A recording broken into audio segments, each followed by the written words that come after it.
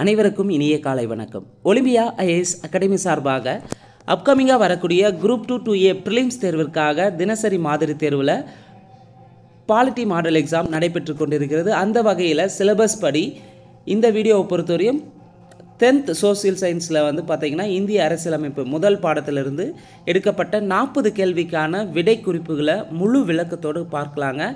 நிச்சயமாக அப்கமிங்காக வரக்கூடிய group 2 2A ப்ரிலிம்ஸில் நம்முடைய கொஸ்டின் பேப்பர் கட்டாயம் ரிஃப்ளெக்ட் ஆகுங்க. வீடியோஸை முழுமையாக பாருங்கள். இந்த வீடியோஸ்க்கான கொஸ்டின் பேப்பர் வேணும்னு நினைக்கிறவங்க ஒலிம்பியா ஐஏஎஸ் அகாடமி டெலகிராம் சேனலில் ஜாயின் பண்ணிக்காங்க. மொத்தம் 40 கேள்வி. 40 கேள்விக்கான விடை குறிப்புகளை பார்க்கலாம். முதல் கேள்வி, இந்திய அரசியல் நிர்ணய சபை பற்றிய கூற்றுகளில் சரியானது எது எவை? இது பஸ் கூற்று. 292 மாகாண பிரதிநிதிகள், 93 சுதேச அரசுகளின் நியமன உறுப்பினர்கள், மாகாண முதன்மை ஆணையர்கள் சார்பில் 3 பேர் மற்றும் பலுசிஸ்தானின் சார்பில் 1 என மொத்தம் 389 உறுப்பினர்கள் இருந்தனர். சரி. அரசியல் நிர்ணய சபையின் முதல் கூட்டம் 1946 டிசம்பர் 9ஆம் நாள் நடைபெற்றது. சரி. இதன் தற்காலிக தலைவராக டாக்டர் சச்சிதானந்த சின்ஹா அவர்கள் தேர்ந்தெடுக்கப்பட்டார். சரி. டாக்டர் ராஜேந்திர பிரசாத் இந்திய அரசியலமைப்பு நிர்ணய சபையின் தலைவராகவும் HC முகர்ஜி மற்றும் VT கிருஷ்ணமாச்சாரி இருவரும் துணைத் தலைவர்களாகவும் தேர்ந்தெடுக்கப்பட்டனர். சரி. இப்போ இங்கே சரியானது 1 2 3 4. சரி. கேள்வி 2, பின்வரும் கூற்றுகளில் தவறானது எது? தவறானது ஆப்ஷன் டெல்லி. பிரேம் பெக்காரி நரேன் ரைஜடா என்பவர் இந்திய அரசியலமைப்பு சட்டத்தை லத்தீன் பாணியில் அவரது கைப்பட எழுதப்பட்டதா? லத்தீன் பாணியில் எழுதியிருப்பார்னா இது லத்தீன் பாணியில் எழுதியிருக்க மாட்டார். ஸோ என்ன பாணியில் எழுதுகிறாங்கிறத கமெண்ட் பாக்ஸில் கமெண்ட் பண்ணுங்கள். மற்ற 3 ஆப்ஷனும் சரியாக இருக்குது. அரசியலமைப்பு என்ற கொள்கை முதலில் அமெரிக்க ஐக்கிய நாடுகள் தோன்றியது. சரி. அமைச்சரவை தூதுக்குழு 1946ஆம் ஆண்டு உருவாக்கப்பட்டது. சரி. அரசியல் நிர்ணய சபையின் கூட்டத்தொடர் 11 அமர்வுகளாக 166 நாட்கள் நடைபெற்றது. இந்த கூட்டத்தின் போது 2473 திருத்தங்கள் முன்வைக்கப்பட்டன. கேள்வி 3, இந்திய அரசியலமைப்பு உருவான போது இருந்த சட்ட பிரிவுகள் மற்றும் அட்டவணைகள் எத்தனை? இந்திய அரசியலமைப்பு உருவான போது 395 ஆர்டிகல்ஸ், 8 அட்டவணைகள் இருந்தன. தற்போது 465 மேலே போயிடுச்சு. 22 பகுதி அட்டவணைகள், சரி 12 அட்டவணைகள் இருக்குது, 25 பகுதிகள் இருக்குது. கேள்வி 4, பின்வரும் கூற்றுகளில் எந்த இணை சரியாக உள்ளது? இந்திய அரசியலமைப்பின் சட்ட வரைவு குழு சத்யேந்திரநாத் சின்ஹாவா? கிடையாது, தப்பு. இந்திய அரசியலமைப்பின் தந்தை டாக்டர் BR அம்பேத்கர். சரி. இந்திய அரசியலமைப்பு ஏற்கப்பட்டது 1950 ஜனவரி 26 கிடையாது. இந்திய அரசியலமைப்பு நடைமுறை 1949 நவம்பர் 26 கிடையாது, தவறு. அப்போ சரியானது 2வது இணை மட்டும் சரியாக இருக்குது. இந்திய அரசியலமைப்பின் சட்ட வரைவு குழுவின் தலைவர் டாக்டர் BR அம்பேத்கர் தான் வருவார். இந்திய அரசியலமைப்பு ஏற்கப்பட்டது 1949 நவம்பர் 26. இந்திய அரசியலமைப்பு நடைமுறைக்கு 1950 ஜனவரி 26 தான். ஸோ 3 4 மாறி இருக்குது, தவறாக இருக்குது. கேள்வி 5, இந்திய அரசியலமைப்பு சட்டத்தின் சிறப்பு கூறுகளில் தவறானது எது? ஸோ இங்கே நெகிழாத்தன்மை கொண்டதாக நெகிழும் தன்மை அற்றதாக உள்ளதுன்னு தந்திருக்காங்க, தவறு. ஸோ இந்திய அரசியலமைப்பு சட்டத்தின் சிறப்பு கூறுகளில் நெகிழாத்தன்மை உடையதும் நெகிழும் தன்மை உடையதாகவும் உள்ளதா தவிர அற்றதுன்னு தந்திருக்காங்க. அப்போ தவறானது ஆப்ஷன் சி. ஸோ சிறப்பு கூறுகள்னு எடுத்துக்கிட்டிங்கன்னா உலகில் உள்ள எழுதப்பட்ட அனைத்து அரசியலமைப்புகளை விட மிகவும் நீளமானது. இதன் பெரும்பாலான கருத்துக்கள் பல்வேறு நாடுகளின் அரசியலமைப்புகளிலிருந்து பெறப்பட்டவை. கூட்டாட்சி முறை அரசாங்கத்தை ஏற்படுத்துகிறது. இது இல்லாமல் கூடுதலாக இது நெகிழாத்தன்மை கொண்டதாகவும் நெகிழும் தன்மை கொண்டதாக உள்ளது. சமய சார்பற்ற நாடாக்குகிறது. சுதந்திரமான நீதித்துறையை வழங்குகிறது. உலகளாவிய வயது வந்தோர் வாக்குரிமையை அறிமுகப்படுத்தியதோடு 18 வயது நிரம்பிய குடிமக்கள் அனைவருக்கும் எந்தவித பாகுபாடுமின்றி வாக்குரிமையை வழங்குகிறது. இதெல்லாம் இந்திய அரசியலமைப்பு சட்டத்தினுடைய சிறப்பு கூறுகளாக உள்ளன. கேள்வி 6, முகவுரை பற்றிய கூற்றுகளில் சரியானது எது எவை?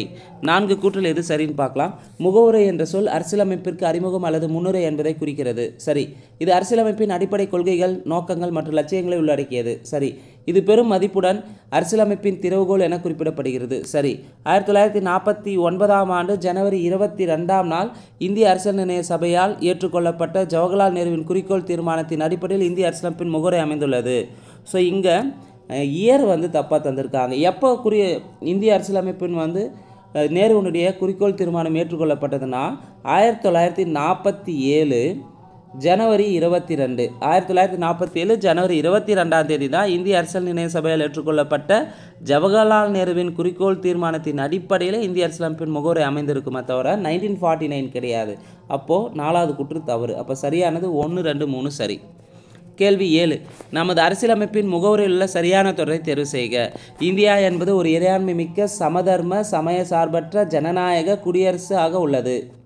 கேள்வி 8, பின்வரும் கூற்றுகளில் சரியானது எது எவை? 4 கூற்றில் எது சரின்னு பார்க்கலாம்.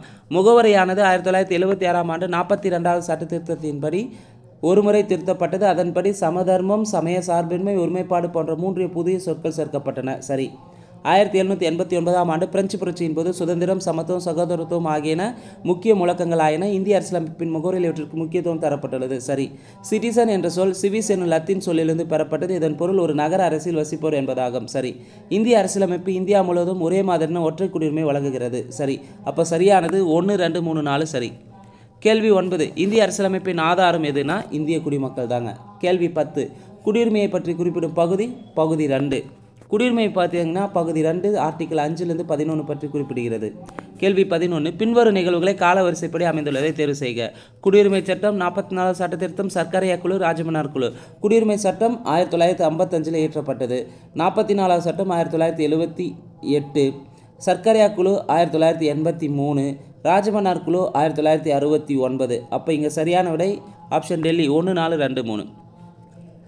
கேள்வி 12. 3 வகைகளில் அரசியலமைப்பு சட்ட திருத்தங்களை செய்ய வழிவகுக்கும் சட்டப்பிரிவு எது? அமெண்ட்மெண்ட்னாவே சட்ட திருத்தனாவே ஆர்டிகல் 368. கேள்வி 13. இந்திய அரசு ஒரு தீர்மானத்தின்படி திரு M.N. வெங்கடாச்சலயா தலைமையில் அரசியலமைப்பு சட்ட செயல்பாட்டிற்கான தேசிய சீராய்வு ஆணையம் ஒன்றை அமைத்த ஆண்டு 2000. குடியுரிமை சட்டம் இதுவரை எத்தனை முறை திருத்தப்பட்டுள்ளது? 9 முறை திருத்தப்பட்டுள்ளது. கேள்வி 15. குடியுரிமை பெறுதல் எத்தனை வழிமுறைகளில் பெற முடியும்? 5 வழிமுறைகளில் பெற முடியும். அதே குடியுரிமை இழத்தல் 3 முறைகளில் இழக்க முடியும். கேள்வி 16. சரியான இணையை தேர்வு செய்க. இந்திய அரசியலமைப்பு சட்டம் பகுதி 3இல் சட்ட விதி 12 முதல் 35 வரை அடிப்படை உரிமைகள் பற்றி கூறுகின்றன. சரி. அடிப்படை உரிமைகள் ஐக்கிய ராஜ்யத்திலிருந்து எடுக்கப்பட்டதா? கிடையாது. அடிப்படை உரிமைகள் வந்து அமெரிக்காவிலேருந்து எடுத்திருப்பாங்க, USA. அப்போ 2வது கூற்று தவறு. முதலில் இந்திய அரசியலமைப்பு 6 அடிப்படை உரிமைகளை வழங்கியதா? கிடையாது. முதல்ல வந்து 7 அடிப்படை உரிமைகளை தந்திருப்பாங்க. சொத்துரிமை நீக்கியிருப்பாங்க 44வது சட்ட திருத்தத்தின் மூலமாக 1978. இப்போ தான் அது தற்போது தான் அடிப்படை உரிமைகள் 6 இருந்தது, முதல்ல 7 இருந்தது. அப்போ 3வது கூற்று தவறு. இந்திய அரசியலமைப்பின் பகுதி 3 இந்தியாவின் மகாசாசனம் என அழைக்கப்படுகிறது. சரி. அப்போ சரியானது 1, 4 சரி. கேள்வி 17. டேஸ் மூலம் 1950ஆம் ஆண்டு ஜனவரி 26 அன்றோ அதற்கு பின்னரோ இந்தியாவில் பிறந்த அனைவரும் இந்திய குடிமக்களாக கருதப்படுவர். பிறப்பின் மூலமாக. கேள்வி 18. ஒருவர் எத்தனை வழிகளில் குடியுரிமை இழப்பார்? 3 வழிகளில் குடியுரிமை இழப்பார். குடியுரிமை இழத்தலை பொறுத்தவரையும் ஒரு குடிமகன் தாமாக முன்வந்து தனது குடியுரிமையை துறக்கணும். வேறு ஒரு நாட்டில் குடியுரிமை பெறும்போது தாமாகவே இந்திய குடியுரிமை முடிவுக்கு வந்துவிடும். இயல்புரிமையின் மூலம் குடியுரிமை பெற்ற ஒரு குடிமகன் தவறான பிரதிநிதித்துவம் தந்தவர் அல்லது உண்மைகளை மறைத்தவர் அல்லது எதிரி நாட்டோடு வாணிக செய்தவராக இருந்தால் அல்லது 2 ஆண்டு காலத்திற்கு சிறை தண்டனை பெற்றவராக இருந்தால் நடுவர் அரசு அதை கண்டுபிடிச்சு குற்றம் புரிந்தவர் என்று திருப்திப்படுத்தும் பட்சத்தில் நடுவர் அரசு அவரது குடியுரிமை இழக்க செய்யும். இதுதான் குடியுரிமை இழத்தலுக்கான 3 வழிகள். கேள்வி 19. Doctor B.R. அம்பேத்கரின் கூற்றுப்படி அரசியலமைப்பு சட்டப்பிரிவு டேஸ் இந்திய அரசியலமைப்பின் இதயம் மற்றும் ஆன்மா ஆகும். ஆர்டிகல் 32. கேள்வி 20. பொறுத்துக. ஆட்கொணர் நீதி பேராணை ABS கார்பஸ். கட்டளையுறுத்து நீதி பேராணை மேண்டமஸ். தடையுறுத்து நீதி பேரான ஆங்கிலத்தில் ப்ராபிகேஷன். ஆவணக்கேற்பு நீதி பேரான செரிட்டோரி. தகுதிமுறை வினவு நீதி பேரான கியூஆரண்டோ. இப்போ சரியான விடை 5, 4, 3, 2, 1. கேள்வி 21. பொருந்தாதது எது? சமத்துவ உரிமையை பற்றி சொல்கிறது ஆர்டிகல் 14 to 18 சரி. சுதந்திர உரிமை ஆர்டிகல் 19 to 22 சரி. சுரண்டலுக்கு எதிரான உரிமை ஆர்டிகல் 23 to 24 சரி. சமய சார்பு உரிமை பார்த்திங்கன்னா ஆர்டிகல் 25லேருந்து 28 வரும். இங்கே வந்து 25லேருந்து 29ன்னு தந்திருக்காங்க, தவறு. சமய சார்பு உரிமை 25 to 28. அதே கல்வி கலாச்சார உரிமை 29 to 30. அரசியலமைப்புக்கு உட்பட்டு தீர்வு காண உரிமை 32. சொத்துரிமை 31 நீக்கியிருப்பாங்க. அப்போ இங்கே தவறானது ஆப்ஷன் டெல்லி. கேள்வி 22. அடிப்படை உரிமைகள் பட்டியலிருந்து சொத்துரிமை எந்த சட்ட திருத்தத்தின் மூலம் நீக்கப்பட்டது? 44வது சட்ட திருத்தம் 1978 படி நீக்கியிருப்பாங்க. 307 தற்போது வச்சுருப்பாங்க சட்ட உரிமையாக. கேள்வி 23. சரியான இணையை தேர்வு செய்க. ஆர்டிகல் 14 வந்து சட்டத்தின் முன் அனைவரும் சமம் என்கிறது. சரி. ஆர்டிகல் 15 மதம், இனம், சாதி, பாலினம் மற்றும் பிறப்பிடம் இவற்றின் அடிப்படையில் பாகுபடுத்துவதை தடை செய்கிறது. சரி. ஆர்டிகல் 16 பொது வேலைவாய்ப்பில் சம வாய்ப்பு அளித்தல். சரி. ஆர்டிகல் 17 தீண்டாமை ஒழித்தல். சரி. ஆர்டிகல் 18 இந்திய இராணுவம் மற்றும் கல்விசார் பட்டங்களை தவிர மற்ற பட்டங்களை நீக்குதல். சரி. அப்போ இங்கே சரியானது அனைத்துமே சரியாக இருக்குது. கேள்வி 24. தவறான இணையை தேர்வு செய்க. ஆர்டிகல் 23 கட்டாய வேலை, கொத்தடிமை முறை மற்றும் மனித தன்மையற்ற வியாபாரத்தை தடுக்கிறது. சரி. ஆர்டிகல் 24 தொழிற்சாலைகள் மற்றும் ஆபத்தான இடங்கள் குழந்தை தொழிலாளர் முறையை தடுக்கிறது. சரி. ஆர்டிகல் 25 சமய விவகாரங்களை நிர்வகிக்க உரிமையை பற்றி சொல்லுதா? கிடையாது. ஆர்டிகல் 26 எந்த ஒரு சமயத்தின் ஏற்கவும் பின்பற்றும் பரப்பு உரிமை உடையதா? கிடையாது. 3 4 மாறி இருக்குது. 25 தான் ஆர்டிகல் 25 எந்த ஒரு சமயத்தை ஏற்கவும் பின்பற்றும் பரப்பு உரிமை உள்ளதுன்னு சொல்லுது. ஆர்டிகல் 26 சமய விவகாரங்களை நிர்வகிக்கும் உரிமையை பற்றி குறிப்பிடுகிறது. அப்போ தவறானது 3 மற்றும் 4. சமய சார்பு உரிமையை பொறுத்தவரையும் ஆர்டிகல் 25 எந்த ஒரு சமயத்தினை ஏற்கவும் பின்பற்றவும் பரப்பவும் உரிமை உள்ளதுன்னு சொல்லுது. 26 சமய விவகாரங்களை நிர்வகிக்கும் உரிமை. 27 எந்த ஒரு மதத்தை பரப்புவதற்கான வரி செலுத்துவதற்கான உரிமை.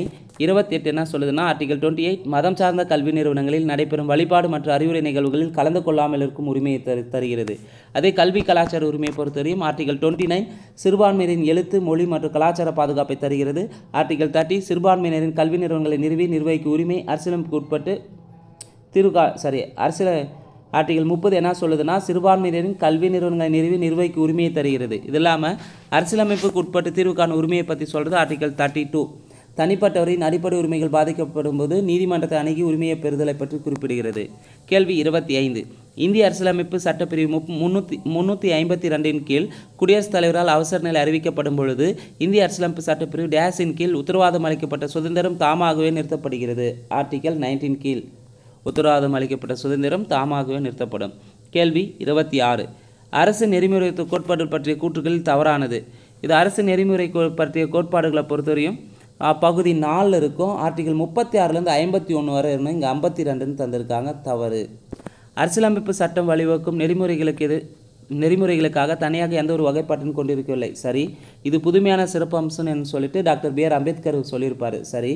3 பிரிவுகள் சமதர்ம காந்திய மற்றும் தாராள அறிவுச்சார்ந்த என 3 பிரிவாக பிரிச்சிருப்பாங்க DPSP. சரி. கேள்வி 27 எந்த சட்ட திருத்தத்தின்படி இந்திய அரசியலமைப்பின் பிரிவு 45 திருத்தப்பட்டு பிரிவு 21 கீழ் தொடக்க கல்வி அடிப்படை உரிமையாக சேர்க்கப்பட்டுள்ளனா? 86வது சட்ட திருத்தம் 2002. கேள்வி 28 தவறான இணையை கண்டறிக. அடிப்படை உரிமை அமெரிக்கா. சரி. அரசு நெறிமுறை கோட்பாடு அயர்லாந்து. சரி. அடிப்படை கடமைகள் ரஷ்யா. கூட்டாட்சி முறை ஆஸ்திரேலியா வருமானா? கனடா வரும் கூட்டாட்சி முறை. அப்போ தவறான இணை ஆப்ஷன் டெல்லி.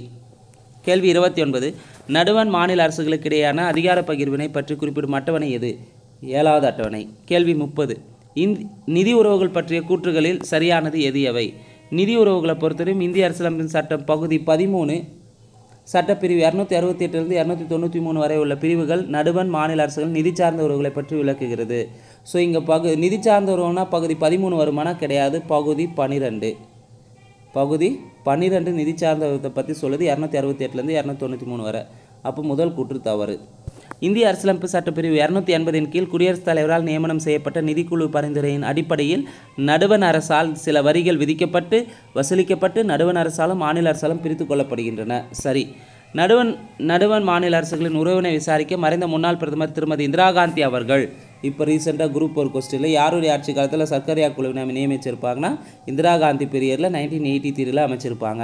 அக்குழு 247 பரிந்துரைகளில் 180 பரிந்துரைகளை நடுவண் அரசு செயல்படுத்தியது. சரி. அப்போ இங்கே சரியானது 2 3 சரி. கேள்வி 31 நடுவண் மாநில அரசுகளின் உறவுகள் குறித்து முழுவதும் ஆராய தமிழக அரசு டாக்டர் PV ராஜமன்னார் தலைமையின் கீழ் 3 குழு ஒன்றை நியமித்த ஆண்டு 1969 நியமிச்சிருப்பாங்க. 71 அறிக்கை சமர்ப்பிச்சிருப்பாங்க.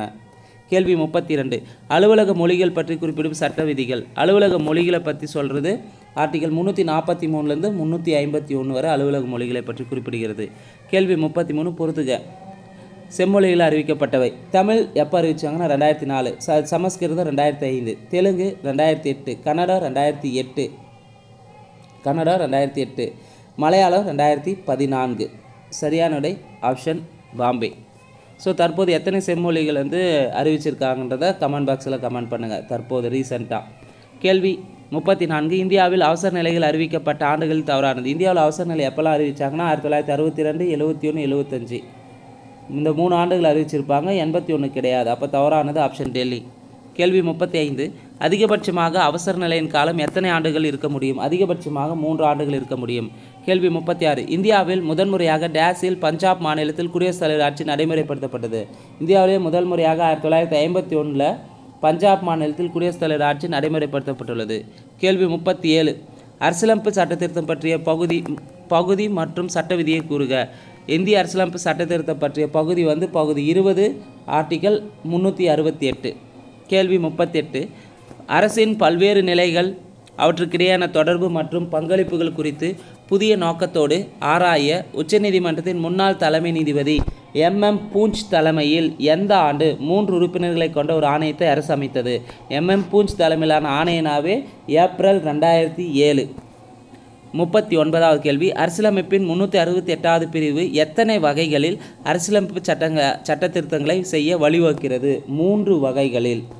கேள்வி 40, எந்த சட்ட திருத்தம் சிறு அரசியலமைப்பு என அறியப்படுகிறது? 42வது சட்ட திருத்தம் 1976 மேற்கொள்ளப்பட்ட 42வது சட்ட திருத்தம் தான் மினி கான்ஸ்டியூஷன் என்று அழைக்கப்படுகிறது, சிறு அரசியலமைப்பு என்று அழைக்கப்படுகிறது. ஸோ இந்த வீடியோவை பொறுத்தவரையும் பாலிட்டி மாடல் எக்ஸாமில் 10ஆம் வகுப்பு சமூக அறிவியலில் அரசியலமைப்பு பகுதியில் முதல் லெசன் இந்திய அரசியலமைப்பு தொடர்பான 40 கேள்வியில் முழு விளக்கத்தோடு பார்த்துருக்குறேங்க. இந்த வீடியோ உங்களுக்கு பிடிச்சிருந்தால் லைக் பண்ணுங்கள், கமெண்ட் பண்ணுங்கள், மறக்காமல் டிஎன்பிஎஸ்சி எக்ஸாமுக்கு ப்ரிப்பேர் பண்ணுற உங்கள் ஃப்ரெண்ட்ஸ்க்கு ஷேர் பண்ணுங்கள். நன்றி, வணக்கம்.